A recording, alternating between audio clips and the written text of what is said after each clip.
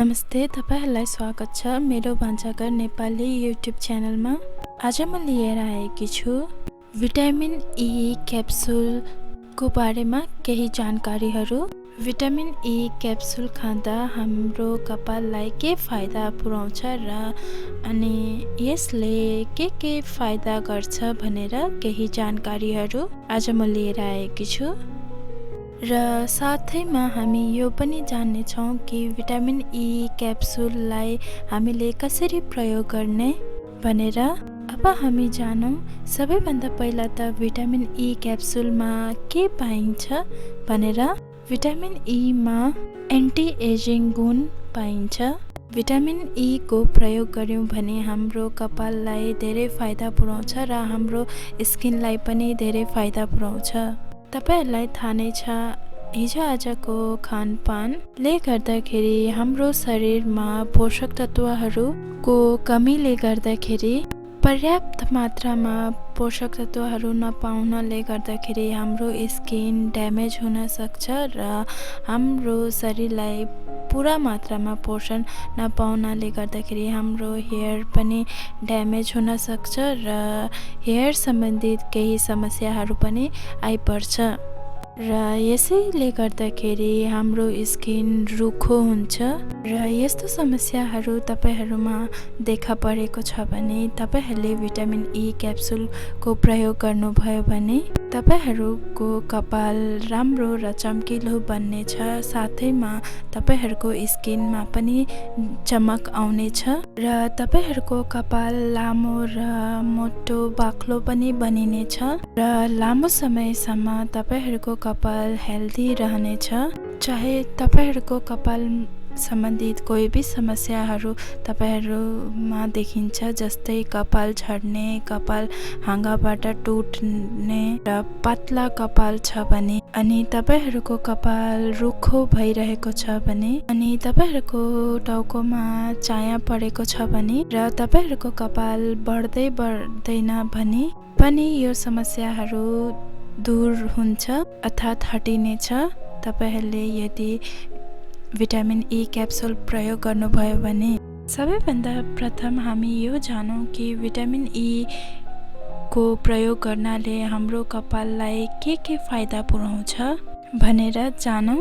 एउटा कुरा याद राख्नु, सबैभन्दा पहिला त हाम्रो कपाल बिग्रिनुको कारण हो तनाव यानी कि डिप्रेसन। भिटामिन ई तपाईहरुको कपाललाई एन्टिअक्सिडेन्ट, भिटामिन ई ले तपाईहरुको कपाललाई एन्टिअक्सिडेन्ट दिन्छ र तनावबाट जुन चाहिँ टक्सिन पैदा हुन्छ को असरलाई कम्ती गर्छ र तपाईहरुको कपाललाई नयाँ जान अर्थात् राम्रो र मजबुत बनाउनुमा मद्दत गर्छ। भिटामिन ई कपालको लागि मात्र होइन, यसको प्रयोग गर्नाले ब्लड सर्कुलेसन र तपाईहरुको हार्टबिटलाई पनि सुचारू रूपबाट काम गर्नुमा मद्दत पुर्याउँछ र यसैको कारणले गर्दाखेरि तपाईहरु सदैव हेल्दी रहनुहुनेछ र यसको प्रयोग गर्नाले तपाईहरुलाई सदैव हेल्दी रहनुमा मद्दत पुर्याउँछ भिटामिन ई क्याप्सुलले। र तपाईहरुको कपाललाई पनि सदैव स्वस्थ बनाए राख्नुमा पनि मद्दत पुर्याउँछ र तपाईहरुको कपाललाई पनि बढ्नुमा धेरै मद्दत पुर्याउँछ भिटामिन ई क्याप्सुलले। र तपाईहरुको कपाल धेरै कमजोर भइरहेको छ भने पनि यसलाई मजबुत बनाउनुमा मद्दत पुर्याउँछ। साथै साथ तपाईहरुको कपाललाई धेरै भन्दा धेरै पोषक तत्वहरू पनि प्रदान गर्छ। पोषक तत्व तपाईहरुको कपाललाई प्राप्त भयो भने तपाईहरुको कपाल सदैव स्वस्थ रहनेछ। र कई दिदी बहिनीहरुमा यस्तो समस्याहरू पनि आइपर्छ, जस्तै एकपल्ट लामो भयो भने फेरि लामो हुँदैन कपाल, बढ्दैन कपाल, रोकिन्छ। किन यस्तो समस्याहरू आइपर्छ भनेर हामीले जान्यौं भने किनभने पोषक तत्वहरूको कमीले गर्दाखेरि यो समस्याहरू देखा परिन्छ। यसैले गर्दाखेरि तपाईहरुले भिटामिन ई क्याप्सुल लिनुभयो भने तपाईहरुको यो समस्या पनि हटिनेछ।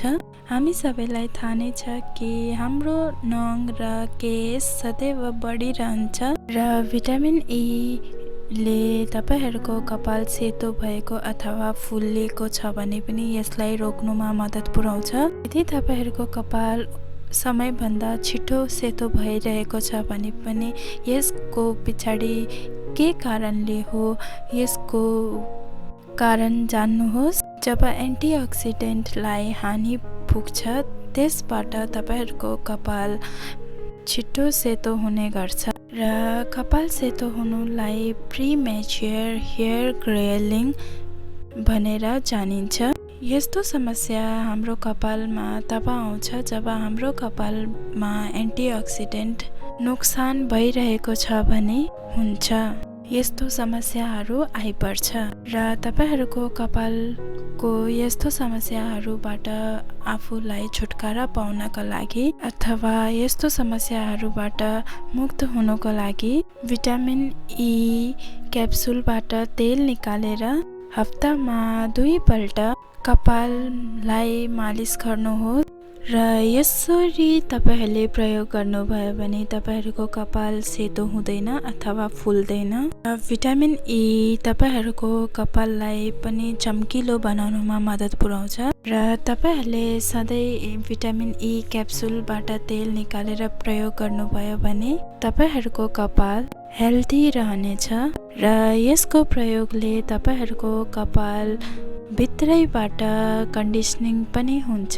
जुन चाहिँ तपाईहरुको पहिला कपाल थियो त्यो भन्दा पनि धेरै राम्रो कपाल बनाउनुमा मद्दत पुर्याउँछ अनि तपाईहरुको कपाललाई लामो र बाक्लो बनाउन चाहनुहुन्छ भने तपाईहरुको कपालमा फेरि राम्रोसँगले जान लान चाहनुहुन्छ भने अथवा राम्रो कपाल बढेको देख्न चाहनुहुन्छ भने र आजै तपाईहरुले भिटामिन ई क्याप्सुलको प्रयोग गर्न सुरु गरिदिनुहोस् र तपाईहरुलाई भिटामिन ई क्याप्सुल सबै मेडिकल स्टोरमा प्राप्त हुन्छ अथवा तपाईहरुले पाउनुहुन्छ र यो क्याप्सुल धेरैभन्दा धेरै सस्तो हुन्छ, महँगो हुँदैन र यो क्याप्सुल तपाईहरुले राम्रो सजिलोसँग पाउनुहुन्छ अथवा कुनै पनि दुकान मेडिकल स्टोरबाट तपाईहरुले यो किन्न सक्नुहुन्छ र तपाईहरु धेरैभन्दा धेरै महँगो कन्डिसनर को चक्करमा नपर्नुहोस् र तपाईहरु भिटामिन ई क्याप्सुल को प्रयोग गर्नुहोस् जसले तपाईहरुको कपाललाई धेरै राम्रो चम्किलो र बाक्लो बनाउनमा मद्दत पुर्याउँछ। यदि तपाईहरुको कपाल या टाउकोमा डेन्ड्रफ यानि कि चाया छ भने यसले तपाईहरुको डेन्ड्रफलाई पनि हटाउनुमा मद्दत पुर्याउँछ र तपाईहरुको कपाल या टाउकोमा डेन्ड्रफ छ भने यसलाई जडबाट हटाउनुमा मद्दत पुर्याउँछ र फेरि हुन दिँदैन र तपाईहरुले भिटामिन ई क्याप्सुलबाट तेल निकालेर तपाईहरुले टाउकोमा लगाउनु भयो भने तपाईहरुको टाउकोको जुन चाहिँ स्किन हुन्छ त्यसलाई नरम बनाउनमा मद्दत पुर्याउँछ अनि तपाईहरुको डेन्ड्रफलाई पनि रोक्छ र कहिले पनि तपाईहरुको डेन्ड्रफ आउने छैन र तपाईहरुको जुन चाहिँ डेन्ड्रफबाट तपाईहरुको कपाल झर्दै थियो त्यसलाई पनि झर्न दिँदैन, रोक्छ र तपाईहरुको कपाललाई स्वस्थ बनाइराख्छ। र सबैभन्दा पहिला त हामी यो जानौं कि भिटामिन ई हामीले प्राकृतिक रूपबाट कसरी पाउने भनेर। भिटामिन ई नेचुरल रूपबाट हामीले प्राप्त गर्नका लागि त्यो चीजहरू धेरैभन्दा धेरै खानुपर्छ जसमा भिटामिन ई धेरैभन्दा धेरै प्राप्त हुन्छ अथवा पाइनेछ, जस्तै ड्राई फ्रुट्स, बदाम, ओखर र हरियो साग सब्जीमा पनि भिटामिन ई पाइन्छ र यसको सेवन तपाईहरुले धेरैभन्दा धेरै गर्न सक्नुहुन्छ जसले तपाईहरुलाई भिटामिन ई प्राप्त हुन सकोस्।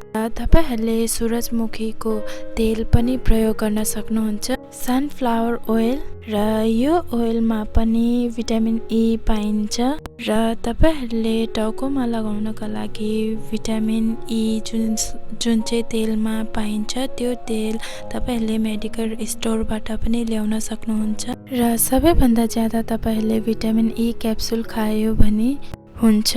जुन चाहिँ तपाईहरुले डाक्टरलाई सोधेर मात्र तपाईहरुले मेडिकल स्टोरबाट यो भिटामिन ई क्याप्सुल ल्याउनुहोस् र यसको अलावा पनि तपाईहरुले भिटामिन ई तेल पनि ल्याउन सक्नुहुन्छ र तपाईहरुले आफ्नो केशमा या कपालमा लगाउन सक्नुहुन्छ र तपाईहरुले कुनै पनि तेलमा भिटामिन ई तेल मिक्स गरेर पनि लगाउन सक्नुहुन्छ जस्तै नारियल तेल सरसो तेल र तपाईहरुले तेल लगाएर राम्रोसँगले मालिश गर्नुहोस् र मालिश गरिसकेर एकछिन पछाडि तपाईहरुले स्याम्पू गरेर धुनुहोस् कपाललाई। अर्को तरिका यो पनि छ, तपाईहरुले कुनै पनि स्याम्पू प्रयोग गर्नुहुन्छ त्यसमा तपाईहरुले भिटामिन ई तेल हाल्न सक्नुहुन्छ या क्याप्सुल लिएर क्याप्सुलको जेल निकालेर पनि यसमा हालेर राम्रोसँगले मिक्सर तयार गर्न सक्नुहुन्छ र त्यो मिक्सरलाई तपाईहरुले राम्रोसँगले कपालमा लगाउनुहोस्। चारैपट्टि लगाएर राम्रोसँगले मसाज गरिदिनुहोस् र एउटा कुरा याद राख्नुहोस्, तपाईहरुले कुनै पनि स्याम्पू प्रयोग गर्नुहुन्छ या कुनै पनि कन्डिसनर प्रयोग गर्नुहुन्छ त्यसमा तपाईले राम्रोसँगले हेर्नुहोस् कि भिटामिन ई पाइन्छ कि पाइँदैन भनेर। पाइयो भने मात्र तपाईहरुले त्यसको प्रयोग गर्नुहोस्। तपाईहरुले भिटामिन ई क्याप्सुल हालेर तेल जुन चाहिँ मिक्सर बनाउनुहुन्छ त्यसलाई तपाईहरुले हप्तामा 2 पल्ट प्रयोग गर्नुहोस्। यसो गर्नाले तपाईहरुको कपाल छिटो सेतो हुँदैन।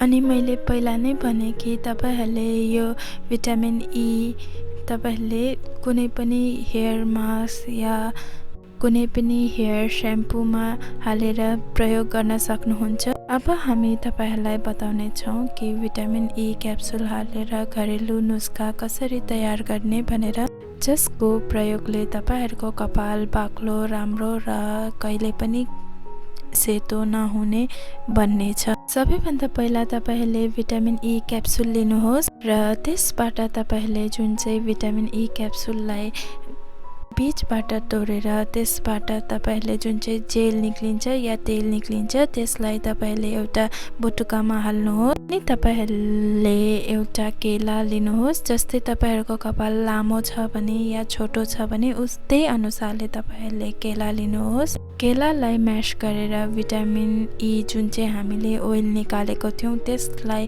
त्यस केलामा हाल्दिनुहोस् र राम्रोसँगले मिक्सर तयार गरेर तपाईहरुले यो मिक्सरलाई कपालमा लगाएर आधा घण्टा राखेर यसलाई धोइदिनुहोस्। तपाईहरुले कुनै पनि स्याम्पू प्रयोग गर्नुहुन्छ जसमा भिटामिन ई को इस्तेमाल भएको होस् र यो नुस्खालाई तपाईहरुले हप्तामा 2 पल्ट या 3 पल्ट प्रयोग गर्न सक्नुहुन्छ र यसको प्रयोगले तपाईहरुको कपाल धेरै भन्दा धेरै राम्रो र स्वस्थ रहनेछ र तपाईहरुको कपाल सिल्की शाइनी बन्नेछ।